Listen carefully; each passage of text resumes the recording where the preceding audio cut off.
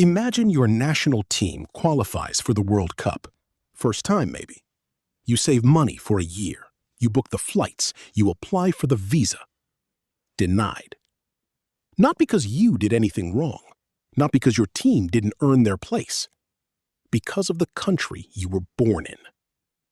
This is happening right now at the 2026 World Cup, and FIFA didn't ban anyone. Here is exactly how it works. The core mechanic is simple. To attend a football match in another country, you need a visa. A visa is permission from that country's government to enter. FIFA sells the tickets. FIFA runs the tournament. But FIFA does not control who gets a visa. The host country does. Always has, whether you like it or not. Here's where it gets complicated. The 2026 World Cup is hosted across 3 countries: the United States, Canada, and Mexico. That's already unusual. But the United States specifically operates a travel ban, a list of countries whose citizens face severe restrictions or outright refusal when applying to enter. Some of those countries qualified for the World Cup: Haiti, Iran, Ivory Coast, Senegal, all with players on the pitch, all with fans who couldn't simply buy a ticket and show up. Here is the part most people miss. The players were largely exempted.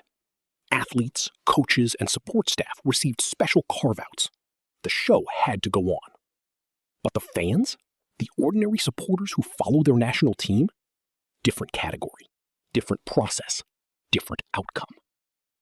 A significant portion of their backroom staff couldn't get visas at all. Haiti's supporters faced a full ban. Some fans from Ivory Coast and Senegal were told, reportedly explicitly, that their presence was not wanted. They canceled their trips. No crowd, no flags, no noise from the people who care the most. The players looked into the stands and saw mostly strangers cheering for someone else. The twist nobody talks about. FIFA knew this was a risk before awarding the hosting rights. This isn't a surprise development. Geopolitics and football have always collided. It's just usually a different stadium. What's new is the scale. 48 teams, 3 host nations with 3 different governments, and only one of them is also currently in a geopolitical standoff with a qualifying country. That's an unusual set of variables to manage. FIFA called it manageable. So here's what you now understand that most fans don't. When you see an empty section of seats behind a team's goal, it might not be unsold tickets. It might be an unanswered visa application. The tournament is global. The access isn't. Players cross borders with permission. Their supporters sometimes don't. And the tournament continues, cheerfully, officially, either way. The game has not changed.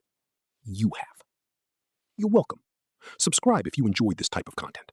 It means a lot.